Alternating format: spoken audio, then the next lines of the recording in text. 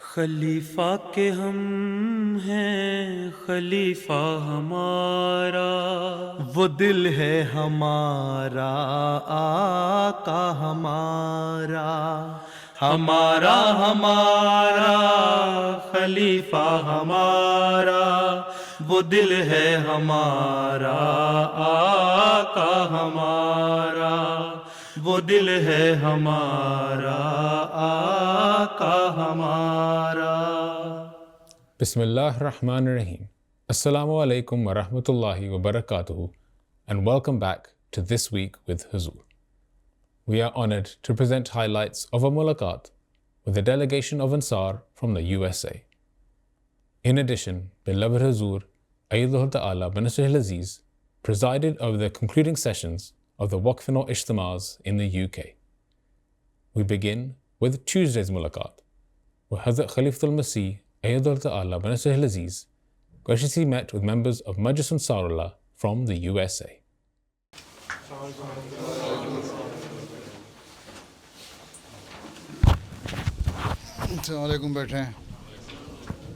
On Tuesday, the 21st of April, members of Majlis Ansarullah from Gulf States region in America were blessed to have a mulaqat with Hazrat Khalifatul Masih V, Ayyadullah Ta'ala bin Nasrihil Aziz. The Ansarullah members had travelled especially for the mulaqat which took place in Islamabad. During the mulaqat, all attendees had the opportunity to introduce themselves and also had the opportunity to ask questions on a range of topics related to their faith and contemporary issues. ہم بعض اوقات اپنے والدین سے بے انتہا محبت کے باعث ان کے گزر جانے کے بعد خواب میں انہیں بار بار دیکھتے ہیں اور ان سے ملاقات ہوتی ہے۔ اس حوالے سے میں رہنمائی چاہتا ہوں کہ ہم ایسی ہی محبت اللہ اور اس کے رسول حضرت مسیح موعود الفاظ کیسے کر سکتے ہیں اور ان سے بھی اکثر خواب میں ملاقات ہو اور یہ روحانی تجربات ہوتے رہیں۔ بہرحال والدین سے بچپن سے لے کے ان کے بڑھاپے تک اور اپنی جوانی تک یا جتنے بھی عمر ہو ان سے ایک تعلق ہوتا ہے، پرسنل اٹیچمنٹ ہوتی ہے، اور یہی تعلق اور محبت اگر ہم کریں ضروری تو نہیں ہے کہ آپ خواب میں بھی دیکھیں۔ حضرت مسیح علیہ السلام نے فرمایا کہ حضرت صلی اللہ علیہ وسلم کو خواب میں دیکھنا تو پتہ نہیں تم نے صحیح دیکھا بھی ہے کہ نہیں، بڑی نیکی نہیں، اصل نیکی یہ ہے کہ جو آپ کے احکامات ہیں، جو باتیں ہیں، جو تعلیم ہے اس پہ عمل کرو۔ اس لیے آپ کا کام یہی ہے، محبت میں بڑھنا ہے تو زیادہ سے زیادہ درود شریف پڑھیں، نمازوں کی طرف توجہ دیں، اللہ تعالیٰ نے جو آپ کے ذریعے سے شریعت اتاری ہے اس پر عمل کرنے کی کوشش کریں، اور یہی چیز قریب لیتی ہے۔ پھر اللہ کا فضل ہوگا تو اللہ تعالیٰ خواب میں بھی دکھا دیتا ہے۔ یہ تو بہت اونچا مقام کی باتیں ہیں کہ جب نظر آ جائے۔ باقی اگر عمل کر رہے ہیں اور دل کو سکون مل رہا ہے تو وہی آپ کی کامیابی ہے۔ کوئی بھی آپ اچھی خواب دیکھ لیں، وہ سمجھیں آپ نے اسی فضل کی وجہ سے ہوئی ہے جو آپ نے درود بھیجا علیہ وسلم پہ، یا خواہش کی کہ میں ملوں، ٹھیک ہے۔ نیک خوابیں آتی ہوں گی نا آپ کو کبھی، بس پھر اس کو بھی اللہ کا فضل سمجھیں، اور اس وجہ سے سمجھیں کہ آپ کو حضرت صلی اللہ علیہ وسلم سے محبت ہے، مسیح موعود سے محبت اور تعلق ہے، اور ان کے احکامات پر عمل کرنے کی پوری کوشش ہے، اور درود بھیجتے ہیں۔ سیدی، میں اکثر اس بات پر غور کرتا ہوں کہ انسان کے دل میں انجانے میں بھی تکبر کی باریک صورتیں موجود ہو سکتی ہیں۔ خاک سار کا سوال یہ ہے کہ انسان کس طرح شعوری طور پر اپنی ذات میں موجود تکبر کے ان ادنا ترین اثرات کو پہچان کر ان پر قابو پا سکتا ہے تا وہ اللہ تعالیٰ کے حضور قبول کیا جاوے اور اس کی محبت کے مجاہدات میں۔ دل کی کیفیت تو اللہ تعالیٰ جانتا ہے۔ آپ اگر دل سے اللہ تعالیٰ سے استغفار کر رہے ہیں اور معافی مانگ رہے ہیں اور گناہوں سے بچنے کی کوشش کر رہے ہیں اور تکبر سے بچنے کی کوشش کر رہے ہیں تو اللہ تعالیٰ بخشنے والا ہے۔ تو یہ کب قبول کیا ہے یا نہ قبول کیا ہے تو اللہ کا فعل ہے، اللہ کا کام ہے، ہمیں تو پتہ نہیں۔ حضرت مسیح علیہ السلام کے مختلف اشعار ہیں، ہر وقت یہ ذہن میں رکھیں، اگر شعروں سے تعلق ہے، نسبت ہے تو بتا دیں۔ بدتر بنو ہر ایک سے اپنے خیال میں، شاید کہ سے دخل و دارالوصال میں، کہ کم سے کم بنو، اپنے ہر کو حقیر ترین سمجھو۔ جب کوئی خیال آئے تکبر کا، شعر دماغ میں آ جائے۔ پھر دارالوصال کیا ہے؟ وہی اللہ تعالیٰ کے تعلق کا جو گھر ہے اس سے تعلق ملتا ہے۔ جب انسان عاجز ہوتا ہے تو بھی ہوتا ہے۔ اس لیے حضرت مسیح علیہ السلام کو بھی اللہ تعالیٰ نے جب ایک بحث میں آپ نے کہا کہ مخالف فریق صحیح کہہ رہا ہے اللہ تعالیٰ کی رضا کی خاطر میں کہتا ہوں یہ صحیح کہہ رہا ہے اور مجھے کوئی ضرورت نہیں بحث کرنے کی، تو آپ کو الہام ہوا کہ تیری عاجزانہ راہیں اسے پسند آئیں.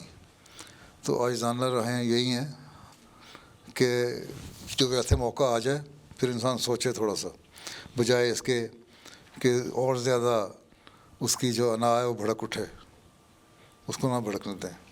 استغفار کرتے رہا، استغفار کرے انسان باقاعدہ تو کوشش ہوتی ہے کہ بچ جائے. دن میں ویسے بھی سوچتے رہے 2-4 دفعہ ریپیٹ کرتے رہے ہر تھوڑے عرصے کے بعد، تو انسان کا ذہن پھر تکبر سے خالی ہو جاتا ہے. لیکن جہاں کوئی کامیابی ملی، جہاں آپ کی کہیں تعریف ہو گئی، جہاں آپ کو کوئی انعام مل گیا، اس پہ کہتے ہیں کہ یہ کوئی میرے علم کی وجہ سے، یہ میری بڑائی کی وجہ سے، یہ میری کسی خصوصیت کی وجہ سے ملا ہے، تو وہ پھر آہستہ آہستہ تکبر کی طرف لے جاتا ہے. بس یاد رکھیں کہ میں عاجز انسان ہوں. اللہ تعالیٰ نے قرآن شریف میں فرمایا نا تم کتنا تکبر کر لو، پہاڑوں سے اونچا تو نہیں نکل سکتے قد میں، اس لیے عاجزی اختیار کرو. مہربانی حضور. حضور جمعہ کی نماز فرض ہے، کبھی ناگزیر حالات یا ایمرجنسی کی وجہ سے جمعہ کی نماز تک پہنچنا ممکن نہیں ہوتا، ایسے میں جمعہ کی نماز اور جمعوں میں قبولیت دعا کے وقت سے محروم ہونے کی فکر رہتی ہے، کیا حضور اس بارے میں رہنمائی فرما سکتے ہیں؟ اللہ تعالیٰ ظالم تو نہیں ہے، اللہ تعالیٰ کو پتہ ہے مجبوریاں. جمعہ کی نماز کا وقت آیا، کوئی بیمار ہو گیا، نہیں جا سکا جمعہ پہ، لیکن نیت آپ کی نیک تھی. بنیادی اصول ہے جس کے گرد اسلام کی تعلیم پھرتی ہے، جس کی حضرت صلی اللہ علیہ وسلم نے ہمیں تلقین فرمائی، انما الاعمال بالنیات. تمہاری نیت ٹھیک ہے تو ٹھیک ہے، اگر نیت میں گڑبڑ ہے تو تب بھی اللہ تعالیٰ پکڑ کرتا ہے. اپنی نیت اگر آپ کی صحیح ہے تو اس لیے حدیث میں یہ نہیں آیا کہ تم نے اگر ایک جمعہ چھوڑا تو تمہارا دل سیاہ ہو جائے گا. تم نے اگر ایک جمعہ چھوڑا، دوسرا چھوڑا، تیسرا چھوڑا، پھر تمہارا دل سیاہ ہوتا ہے اور جان بوجھ کے چھوڑا. 3 دفعہ کی اجازت دے دی عام وسلم نے حدیث میں. اس کا مطلب ہے کہ اگر مجبوری میں ایسا ہو جاتا ہے تو کوئی نہیں، لیکن اس میں بھی آپ اس عرصے میں ذکر الہی تو کر سکتے ہیں، دعا تو کر سکتے ہیں، اللہ تعالیٰ سے مغفرت تو مانگ سکتے ہیں. تو اللہ تعالیٰ بخشنے والا ہے اور وہ ثواب بھی دینے والا ہے، وہ دے دیتا ہے. اگر ایک بادشاہ کو نماز فجر پہ نہ اٹھنے کی وجہ سے، سارا دن استغفار پڑھنے کی وجہ سے 10 نمازوں کا ثواب مل گیا تو جمعہ کو بھی مل سکتا ہے. پیارے حضور، باقی دنیا کی طرح ہماری جماعت کے اراکین بھی رابطے کے لیے واٹس ایپ، ٹیکسٹ میسیجنگ اور ای میل جیسے پلیٹ فارمز پر انحصار کرنے لگے ہیں. اگرچہ یہ ذرائع بلا شبہ سہولت فراہم کرتے ہیں، یہ تبدیلی اس ذاتی تعلق اور دلی قربت کو آہستہ آہستہ کم کرتی جا رہی ہے جو ہمیشہ سے ہماری جماعت کی نمایاں پہچان رہی ہے. ہم عاجزی سے اپنے پیارے حضور انور کی رہنمائی کے طلبگار ہیں کہ ہم جماعت کے اراکین کے ساتھ اپنے ذاتی تعلقات کو کس طرح برقرار رکھ سکتے ہیں اور مضبوط بنا سکتے ہیں تاکہ ڈیجیٹل مواصلات کے بڑھتے ہوئے اثر رسوخ کے باوجود ہمارے آپسی رشتے مخلصانہ، باہمی اور گہری جڑوں سے مضبوط رہیں. یہ تو آپ کی سوچ ہے نا. میں اگر کسی کو ٹیکسٹ میسیج کرتا ہوں یا مجھے مجبوراً کرنا پڑتا ہے یا کسی سے تعلق رکھتا ہوں تو میرا دل میں تو اس کی قدر اور زیادہ بڑھ جاتی ہے جب وہ جواب دیتا ہے اور محبت والے جواب آتے ہیں، یا میں محبت سے کسی کو جواب دیتا ہوں. یہ خط و کتابت ہے، صرف ٹیکسٹ میسیج کی بات کر رہے ہیں. ایک زمانہ تھا نا خط و کتابت کا، تو اس لیے ایک محاورہ بنا ہوا اردو میں کہ جو خط ہیں وہ آدھی ملاقات ہے. اسی طرح ٹیکسٹ میسیج تو اس سے بھی جلدی ہو جاتا. خط تو پھر پرانے زمانے میں پہنچتا تھا 15 دن یا مہینہ لگاتا تھا. آج تو ٹیکسٹ میسیج یوں کرتے ہیں، سینڈ کرتے ہیں اور اگلے سیکنڈ میں اگلے کو پہنچا ہوتا ہے. اس کا محبت والا جواب رہتا ہے، اس کو احساس پیدا ہوتا ہے ہاں مجھے یاد رکھا میرے بھائی نے، میرے دوست نے. تو یہ کہنا کہ جی اس سے محبت کم ہو رہی ہے، یہ تو آپ کی سوچ ہوگی، میری تو نہیں. ٹھیک ہے، مجھے تو کوئی محبت کم نہیں ہو رہی. خط لوگ خود بے شمار لکھتے ہیں. اب جماعت کی اتنی بڑی تعداد ہے، لاکھوں کروڑوں میں ہو گئی، خط لکھتے ہیں، مجھے ہزاروں خط آتے ہیں روزانہ کے. اب وہ جو میں نے دیکھا بھی نہیں ہوتا کسی کو کیا خیال ہے آپ کا کہ ان سے محبت رہا، ان کے وہ دعا کے لیے کہتے ہیں، ان کے لیے دعا اس وقت بھی نکلتی ہے جب خط پڑھ رہا ہوتا ہوں، اور بعد میں نماز کے وقت بھی ان کے لیے دعا ہو جاتی ہے. ہر ایک کے نام نہیں یاد رہتے تو عمومی طور پہ ہو جاتی ہے. اسی سے محبت بڑھتی ہے. رات کو سوتے ہوئے آپ تصور کریں میرے یہ بھائی ہیں، بہن ہیں، ان کے لیے میں نے دعا کر کے سونا ہے، تو محبت دل میں قائم رہے گی. تو یہ کہنا کہ صرف ملنے سے ہی محبت بڑھتی ہے، ٹھیک ہے ملنے سے محبت بڑھتی ہے، ضرور ملنا چاہیے. اور حدیث میں آیا ہے کہ ایک دوسرے کی دعوتیں کرو، اس سے بھی محبت بڑھتی ہے. تو آپ ایک شہر میں رہتے ہیں، آپ فنکشن کرتے ہیں، انصار کی میٹنگ ہوتی ہے، وہاں جاتے ہیں نا، ہم ملا کریں, جمعے پہ جاتے ہیں ملا کریں, 5 وقت نمازیں ہیں ان کی عادت ڈال لیں تو ملنے کی طرف توجہ ہو جائے گی, اس سے محبت کا تعلق قائم رہے گا. اللہ کہتا ہے میری خاطر محبت کرو تو تمہیں اجر ملے گا, دنیا کی خاطر محبت کر رہے تو کوئی اجر نہیں. تو جب اللہ کی خاطر آپ کر رہے ہوں گے تو نمازوں پہ آنے والوں سے بھی محبت ہوگی, جمعے پہ آنے والوں سے ہوگی, عید پہ آپ تو گلے بھی مل لیتے ہیں. کووڈ پہ لوگوں نے بڑی پابندی لگائی, یہ نہ کرو وہ نہ کرو, لیکن اس پہ بھی آپ عید پہ گلے ملتے رہے ایک دوسرے سے, پرواہ نہیں کی, تو محبت ہی تو ملتے رہے. اس لیے دل میں یہ احساس ہونا چاہیے ہمیشہ اصل میں کہ مومن جو ہے وہ بھائی بھائی ہے, اور بھائی کو بھائی کے خیال رکھنا چاہیے. اور حدیث کو یاد رکھیں کہ جو اپنے لیے پسند کرو وہ اپنے بھائی کے لیے پسند کرو. جب آپ کے سوچیں ہوں, جو خیالات ہوں, اس میں جو نیکی کی باتیں آپ کے دل میں آتی ہیں, جو اپنے بچوں کے لیے نیک خیالات آپ کے دل میں آتے ہیں, اپنے بھائی کے لیے بھی آئیں, اپنے بھائی کے بچوں کے لیے بھی آئیں, اپنے دوست کے بچوں کے لیے بھی آئیں, تو وہ ایک محبت کا ذریعہ بن جاتے ہیں. پھر جب آپ کبھی ملتے ہیں, چاہے 2 مہینے بعد ملیں, 6 مہینے بعد ملیں, سال بعد ملیں, تو وہ رہتے ہیں. افریقہ میں لوگ رہتے ہیں, بے شمار رہتے ہیں, گاؤں ریموٹ ایریاز میں رہتے ہیں, مجھے خط لکھتے ہیں, اور ہمارے جب لوگ وہاں جاتے ہیں نمائندہ بن کے, کوئی میرا سلام کہہ دے تو وہ جذباتی ہو کے رونے بھی لگ جاتے ہیں. ان میں محبت دل میں ہے نا, وہ اللہ تعالیٰ نے محبت پیدا کی ہے.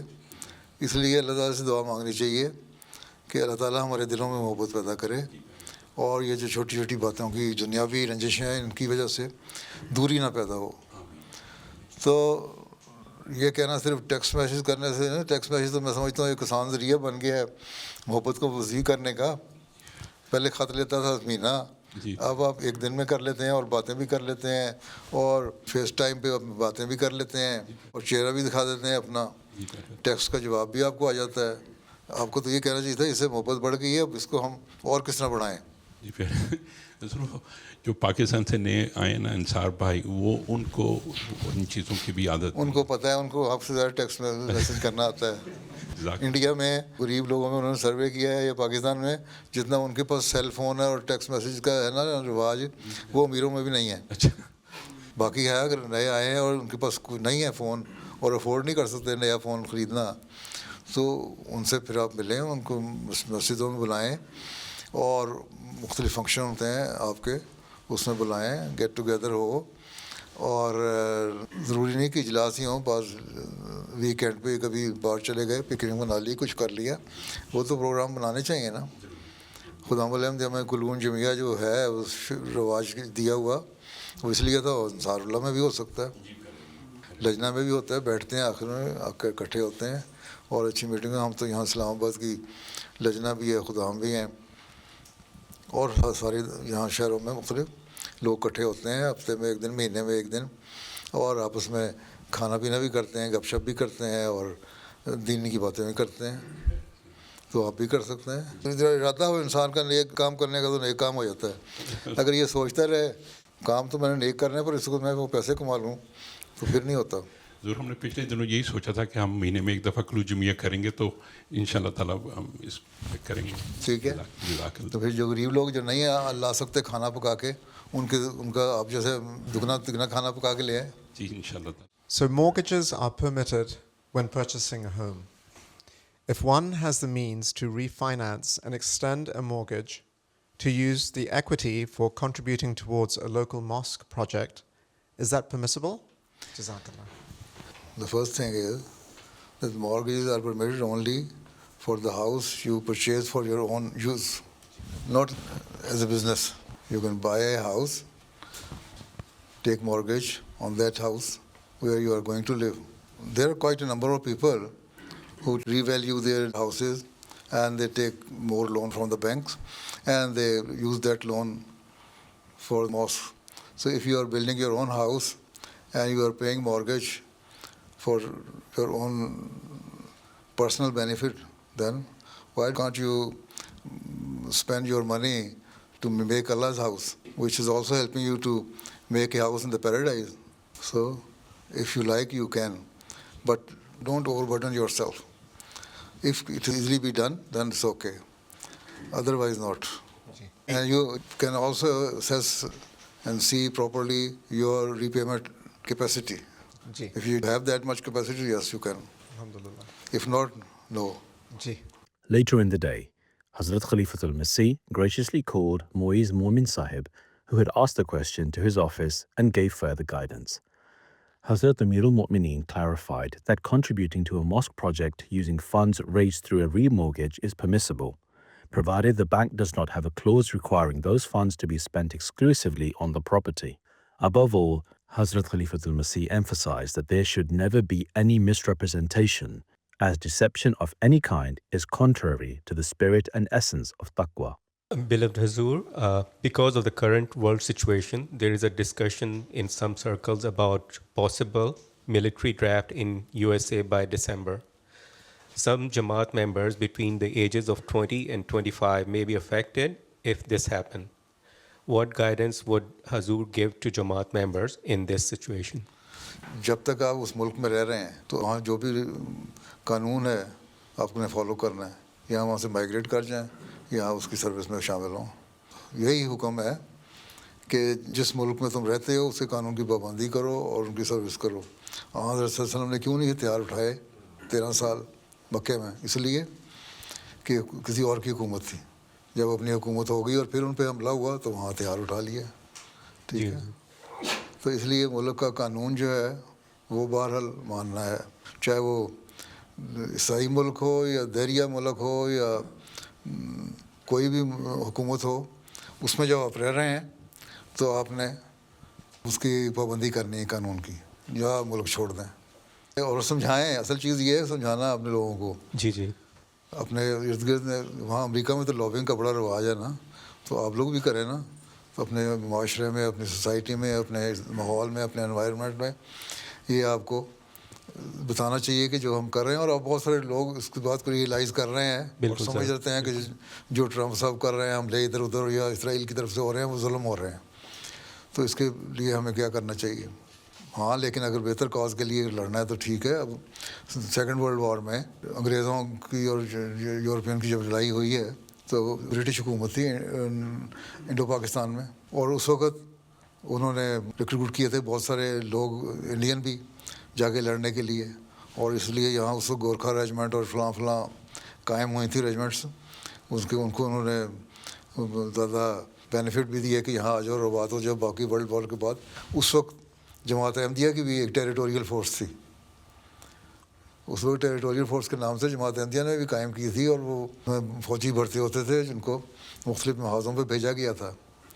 अब इसलिए कि वो एक बेहतर कॉज के लिए लड़ रहे थे। और मेरे दादा मिर्ज़ा शरीफ अहमद साहब उस टेरिटोरियल फोर्स के कमांडर थे, कैप्टन रैंक के थे। उनके अंदर जो भी थी उनकी बटालियन या जो कुछ भी था उसको लीड करते थे। इनको वो फील्ड में नहीं गए लेकिन एक फ़ोर्स कायम थी। इसी तरह इंडिया पाकिस्तान की जो पाकिस्तान के बाद जो जंग हुई है तो वहाँ फुरकान बटालियन कायम थी, उन्होंने लड़ाई भी की जाके वहाँ अगले महाज पे। तो ये तो देखना चाहिए कॉज क्या है, उसके लिए फिर करें, और नहीं तो फिर अगर जुल्म है तो उसके जुल्म के ख़िलाफ़ जिहाद करें। तो हजूर इसका मतलब हुआ कि मैं अपनी फैमिली को लेकर कनाडा मूव हो जाऊँ? मर्जी है आपकी। आपको जब कंपल्सरी सर्विस कोई कहेगा तब मूव होंगे, अभी कुछ नहीं कहता कोई। जी बिल्कुल। दुआ में बड़ी ताकत है, अल्लाह ताला में बड़ी ताकत है। अगर अल्लाह ताला से सिंसियरली मांगा जाए तो अल्लाह ताला इंसानियत के फ़ायदे के लिए दुआएं कबूल करता है। हो सकता है आपकी ज़ाती काम के लिए ना करे, लेकिन इंसानियत के लिए कर रहे होंगे, अल्लाह ताला की किसी नेक मकसद के लिए कर रहे होंगे तो कबूल हो जाती है। बिल्कुल ठीक है। बिल्कुल। वीकेंड पे मैंने देखा था उधर से जर्मनी से और नॉर्वे से बहुत सारे नौजवान आए हुए थे। उससे पता चलता है कि आपकी मीटिंग थी उनके साथ भी थी। जी, मगर वो बहुत सारे थे और बहुत सारे को हॉल में बिठा दिया था मैंने। जी जी जी। मतलब उससे मैं सोच रहा था कि इससे पता लगता है इस मटीरियलिस्टिक वर्ल्ड में कैसे नौजवान जो है आपसे 104 थे जर्मनी से आए जी, और 91 थे नॉर्वे से आए हुए जी, खुदाम थे उनके साथ। 6 घंटे की सीटिंग जिस तरह आपके साथ होती है उनके साथ भी हो गई जी। और मेरा ख्याल है एक असर ही लेके जाते हैं। बिल्कुल। और कुछ नहीं तो यहाँ 5 वक्त नमाज़ें पढ़नी पड़ती हैं, वही काफ़ी हो जाता है उनके लिए। और वो कहते हैं वाकई उनको नज़र आया, उन लोगों को तो आपको देख के भी ईमान ताज़ा हो गया। आपका ईमान ताज़ा हुआ नहीं, ये आपको देख के उनका ताज़ा हुआ है, उसका इज़हार भी कर दिया उन्होंने। जी ठीक है। کہ امریکہ سے بھی لوگ آئے ہوئے ہیں اس طرح سے. ہم تو یہاں قریب قریب ہی ہیں, بس پہ بیٹھے یہاں آ گئے, یا 1.5 گھنٹے کی 2 گھنٹے کی فلائٹ ہے, ناروے سے آ گئے. آج کل امریکہ میں نو کنگ کے کافی پروٹیسٹ وغیرہ ہوتے ہیں, نو کنگ ٹرمپ کے خلاف نا. اچھا, تو اس میں اکثر وہ کہتے ہیں کہ آپ آئیں اور اس میں حصہ لیں, اور جو دیکھا جا رہا ہے کہ کافی لوگ ریسنٹلی جو ٹھیک ہے, اگر پیسفل پروٹیسٹ ہو رہا ہے تو جھک جائیں, جا سکتے ہیں. جزاک اللہ. مار دھاڑ نہیں کرنی, گورنمنٹ پراپرٹی کو نقصان نہیں پہنچانا, کسی کو موقع نہیں مارنا. ویسے آپ جانا ہے, پروٹیسٹ کر سکتے ہیں, کریں. اب کشمیر کے راجا نے ظلم کیا تھا, اس کے خلاف جو پرامن پروٹیسٹ ہوا تھا, خلیفہ ثانی نے ایم ڈیوں کو بھی کہا تھا, بلکہ آرگنائز کروایا تھا, کرو جا کے. جی وہ صرف آپ یہ اس لیے رہنمائی چاہیے تھی کیونکہ مجھے کہا گیا تھا, تو میں نے پھر وہ بینر بنایا تھا, لو فار آل ہیٹڈ فار نن. تو ہم کرتے ہیں, یہاں بھی کرتے ہیں, ہم جرمنی میں بھی کرتے ہیں, یو کے میں بھی کرتے ہیں. اچھا. ہاں. As the mulaqat concluded, the Ansarullah members had the opportunity to have a picture with Hazrat Amir al-Mu'mineen and were also blessed to receive the gift of pens. حضور میرے لیے دعا کریں کہ اللہ تعالیٰ فضل کرے, قرآن کے تمام جو حکم ہیں ان پہ میں پابندی کروں, تمام برائیوں سے دور. لسٹ میں آ رہا ہوں کہ سارے 700 حکم جتنے بھی لسٹ میں آ گئے نا, پہ عمل کرنے دیکھیں. اچھا, اللہ فضل کر دے. One of the Ansar members indicated that the bedding on their guest accommodation was not entirely comfortable.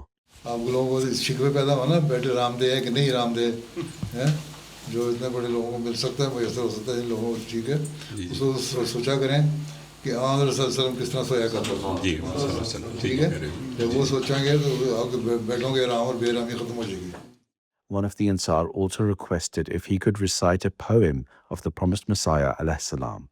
زندگی بخش جام احمد ہے, کیا ہی پیارا یہ نام احمد ہے. وعلیکم السلام ورحمۃ اللہ وبرکاتہ. On the weekend of the 25th and 26th of April, the Waqf-e-Nau and Waqf-e-Nau Ijtimas took place, which were both graced by the presence of Hazrat Amir al-Mu'mineen. On Saturday, Hazrat Khalifatul Masih delivered a faith-inspiring address at the concluding ceremony of the UK Jamaat's Waqf-e-Nau Ijtima, attended by over 1,700 Waqf-e-Nau.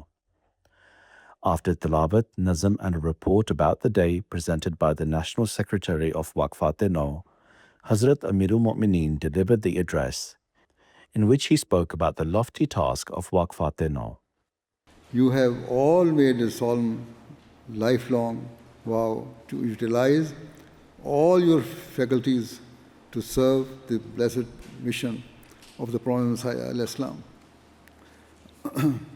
The commitment must forever remain as the supreme priority and objective of your lives. As I have said, the opponents of Islam continually allege that Islam denies women's equality. They claim to be the defenders of women's rights and that they wish to liberate women or grant them freedom. However, they are not sincere, and their actions reveal the truth. In recent times, the whole world has seen how, under the guise of freedom, certain Western powers have waged wars in which countless defenseless women and girls have been killed or had their homes utterly decimated. Their schools, universities, and other centers of learning have been razed to the ground.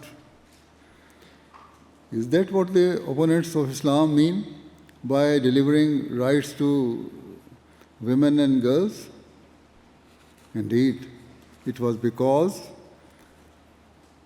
women in these Western countries were not afforded their due rights that Over the past century, they were forced to take matters into their own hands. Thus, women's rights movements arose throughout the Western world as women desperately sought to secure the basic rights long denied to them.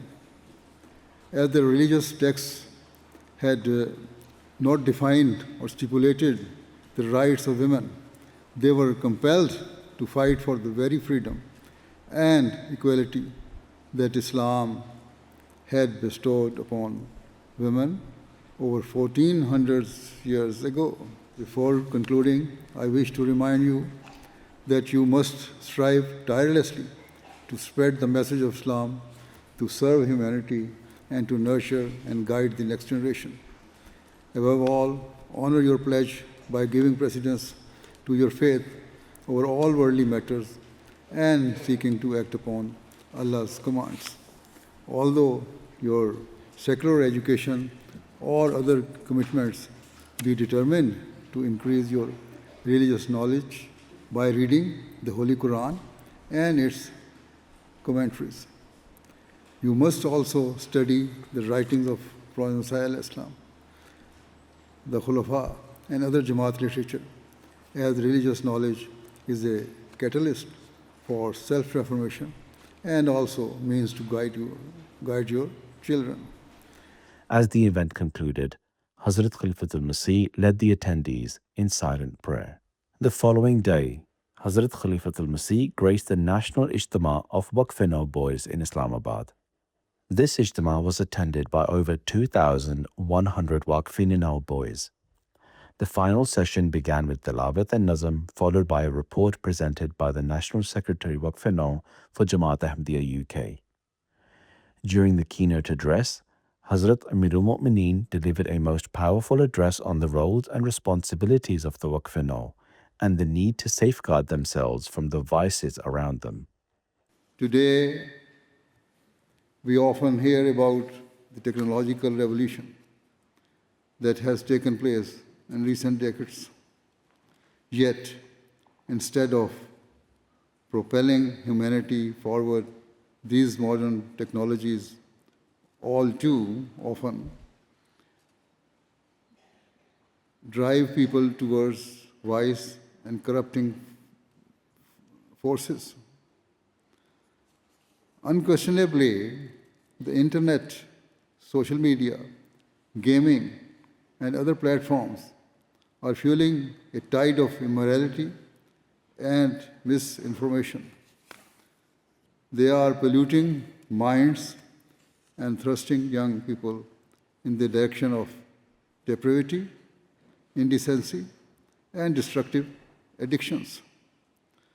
These platforms are designed to take us away from our true purpose and to erode moral values for the sake of profit and pushing a godless agenda.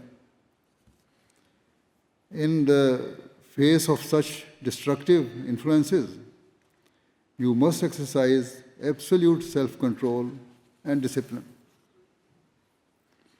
Instead of succumbing and surrendering your moral values and potential to fleeting temptations, you must maintain control over your emotions and ensure that your God-given capabilities are used in positive ways. Those who do so will be immediately rewarded by Allah. In the Holy Quran, Allah the Almighty says that قَدْ أَفْلَحَ الْمُؤْمِنُونَ. Surely, success does come to the believers.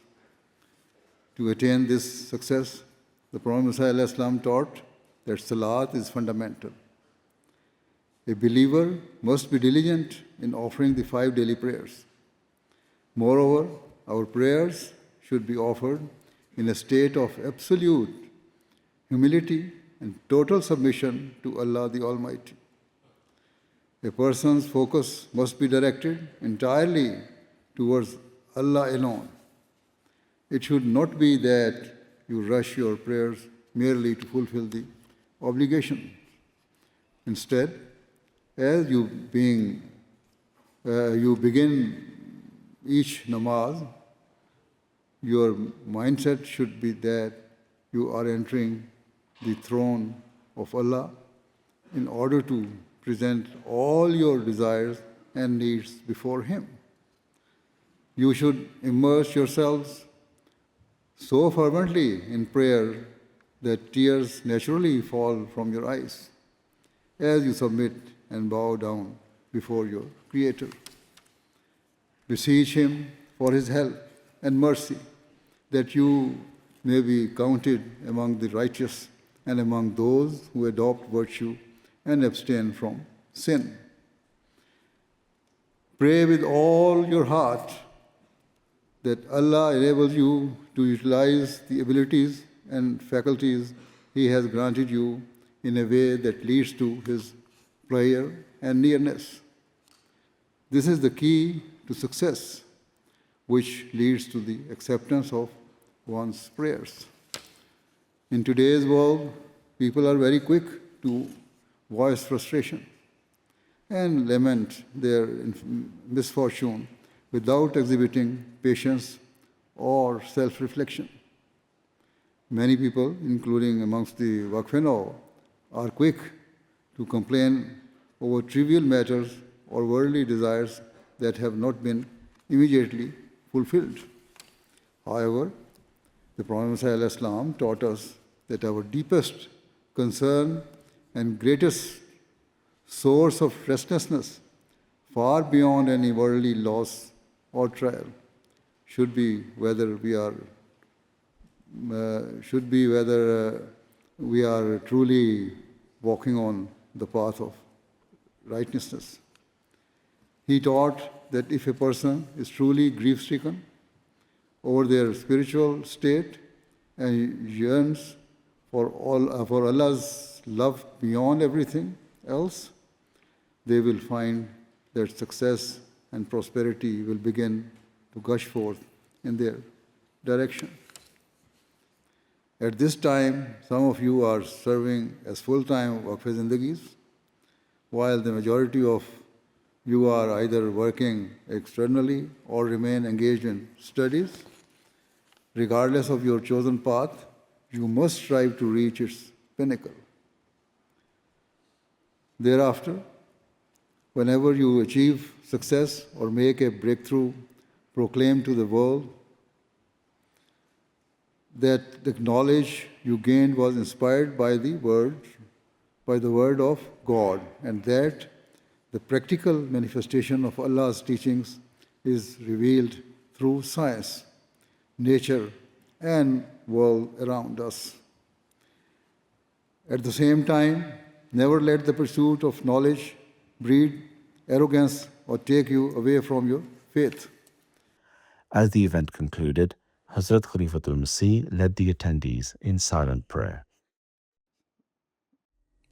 Those were highlights from just some of Beloved Huzoor's activities over the past week. We now end with our final segment, the Friday Sermon Summary.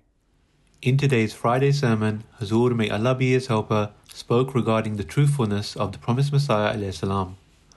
Huzoor, may Allah be his helper, related an incident of how the promised Messiah ﷺ responded to an accusation made against his character. ایک مرتبہ محمد حسن بٹالوی صاحب نے حضرت اقدس مسیح موعود علیہ السلام کو ایک خط لکھا اور اس میں آپ کو مخالف دین اسلام، کافر اور کذاب وغیرہ بیان کیا. نعوذ باللہ.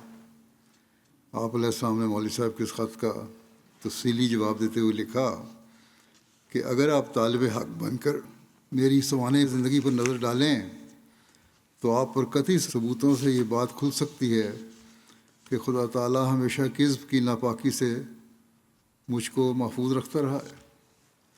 یہاں تک کہ بعض وقت انگریزی عدالتوں میں میری جان اور عزت ایسے خطرے میں پڑ گئی کہ بجز استعمال کذب اور کوئی صلاح کسی وکیل نے مجھ کو نہ دی.